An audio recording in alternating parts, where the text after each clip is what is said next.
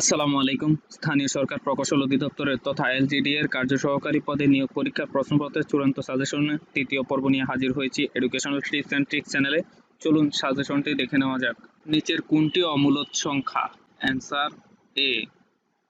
সমাধান: অসীম অনাবৃত দশমিক সংখ্যাকে অমূলদ সংখ্যা বলে। এখানে 1.10101001 একটি অসীম অনাবৃত দশমিক সংখ্যা। কোনো ক্ষুদ্রতম সংখ্যাকে 12, 15, 20 ও 25 দ্বারা ভাগ করলে প্রতি ক্ষেত্রে 11 অবশিষ্ট থাকে। Answer D 311। প্রথম ও দ্বিতীয় সংখ্যার গুণফল 35 এবং দ্বিতীয় ও তৃতীয় সংখ্যার গুণফল 63। দ্বিতীয় সংখ্যাটি কত? 7। √289 এর বর্গমূল হলো মূলদ সংখ্যা। মূলদ সংখ্যা হচ্ছে সেই সংখ্যা যে সংখ্যাকে দুইটি পূর্ণ সংখ্যার অনুপাত হিসাবে 0 দিয়ে ভাগ করা ছাড়া প্রকাশ করা যায়। 15 থেকে 30 এর মধ্যে মৌলিক সংখ্যাগুলোর যোগফল কত? উত্তর 88। দুটি ক্রমিক স্বাভাবিক সংখ্যার বর্গের অন্তর 17 হলে সংখ্যাদ্বয়ের যোগফল 17। দুটি ক্রমিক সংখ্যার বর্গের অন্তর 23 হলে সংখ্যাদ্বয় কত? 1112। এক ব্যক্তি তার মোট সম্পত্তির 7/3 অংশ ব্যয় করার পর অবশিষ্ট সম্পত্তির 12/5 অংশ ব্যয় করে দেখলেন যে তার নিকট 1500 টাকা রয়েছে। তার মোট সম্পত্তির মূল্য কত? 4500 টাকা। একটি ভগ্নাংশের লব ও হরের সমষ্টি 5 এবং অন্তরফল 1 ভগ্নাংশটি কত? উত্তর 4/3। 4/3, 5/2, 6/1 ও 8/5 এর মধ্যে কোনটি বৃহত্তম? উত্তর 4/3। দুটি স্বাভাবিক সংখ্যার পার্থক্য 2 এবং 24 হলে ক্ষুদ্রতম সংখ্যাটি কত? উত্তর 4।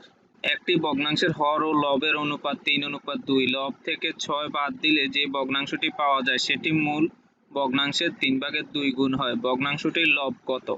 18। নিচের ভগ্নাংশগুলোর মধ্যে কোনটি সবচেয়ে বড়? 15/13। একটি ভগ্নাংশের লব ও হরের পার্থক্য 1 এবং সমষ্টি 7। ভগ্নাংশটি কত?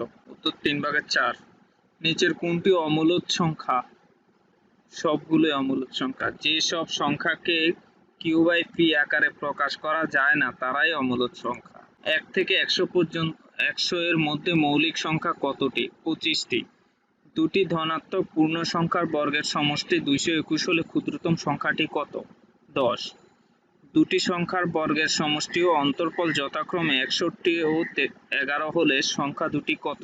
6.5। তিনটি ক্রমিক সংখ্যার যোগফল 123। ক্ষুদ্রতম সংখ্যা দুটির গুণফল কত? 1640। 1 হতে 100 এর মধ্যে মৌলিক সংখ্যা কয়টি রয়েছে? 25টি। নিচের কোনটি মূলদ সংখ্যা? 3/8।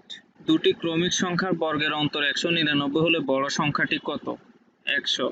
দুটি সংখ্যার যোগফল 15 এবং বিয়োগফল 13। ছোট সংখ্যাটি কত? 1। প্রথম পি সংখ্যাকে বিজোড় সংখ্যার যোগফল কত? p²। নিচের কোনটি মূলদ সংখ্যা? 3/8। √3 সংখ্যাটি কোন ধরনের সংখ্যা?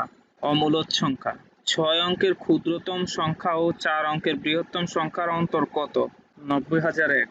একটি ধনাত্মক সংখ্যা দ্বিগুণের বর্গের সাথে 15 যোগ করলে 415 হয়। সংখ্যাটি কত? 10। নিচের কোনটি মৌলিক সংখ্যা? 59। 7√3 সংখ্যা কোন ধরনের সংখ্যা? অমূলদ সংখ্যা। নিচের কোনটি মূলদ সংখ্যা? 3/8। দুই অঙ্ক বিশিষ্ট একটি সংখ্যার একক স্থানীয় অঙ্ক দশক স্থানীয় অঙ্কের 3 গুণ। দশক স্থানীয় অঙ্ক দশক স্থানীয় অঙ্কের 3 গুণ। দশক স্থানীয় অঙ্ক 3 হলে বিনিময়কৃত সংখ্যাটি কত? 93। কোনো ক্ষুদ্রতম সংখ্যাকে 3, 5, 9 দ্বারা ভাগ করলে ভাগশেষ 2 হবে 47। একটি সংখ্যা 650 থেকে যত বড় 820 থেকে তত ছোট সংখ্যাটি কত? 735। একটি স্বাভাবিক সংখ্যার বর্গের সাথে সংখ্যাটি যোগ করলে তা পরবর্তী স্বাভাবিক সংখ্যার 9 গুণের সমান হয় 9। 1 থেকে 40 পর্যন্ত কতগুলি মৌলিক সংখ্যা বিদ্যমান? 12টি। নিচের কোন ক্রমজোড়টি সহমৌলিক? 12, 17। 1 হতে 50 পর্যন্ত মৌলিক সংখ্যা কতটি? 15টি। সবচেয়ে ছোট সংখ্যা কোনটি? 0.100। 1 হতে 20 পর্যন্ত মৌলিক সংখ্যা কতটি? 8টি। পি এবং কিউ বিজোড় সংখ্যা হলে নিম্নে কোন রাশিটি জোড় সংখ্যা হবে? P plus Q. 60 ও 80 এর মধ্যবর্তী বৃহত্তম ক্ষুদ্রতম মৌলিক সংখ্যা অন্তর হবে 18। দুটি সংখ্যার বর্গের সমষ্টি 41, সংখ্যা দুটির গুণফল 20, সংখ্যা দুটির বর্গের বিয়োগফল কত? 9।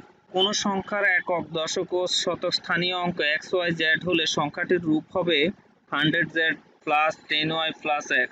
আজকের হাদিস, রাসূলুল্লাহ সাল্লাল্লাহু আলাইহি সাল্লাম ইরশাদ করেন, যে ব্যক্তি আসরের নামাজ ছেড়ে দিয়েছে তার সব নেক আমল বরবাদ হয়ে গিয়েছে। বুখারী। আজকে এই পর্যন্তই। সবাই ভালো থাকবেন, সুস্থ থাকবেন। আল্লাহ হাফেজ।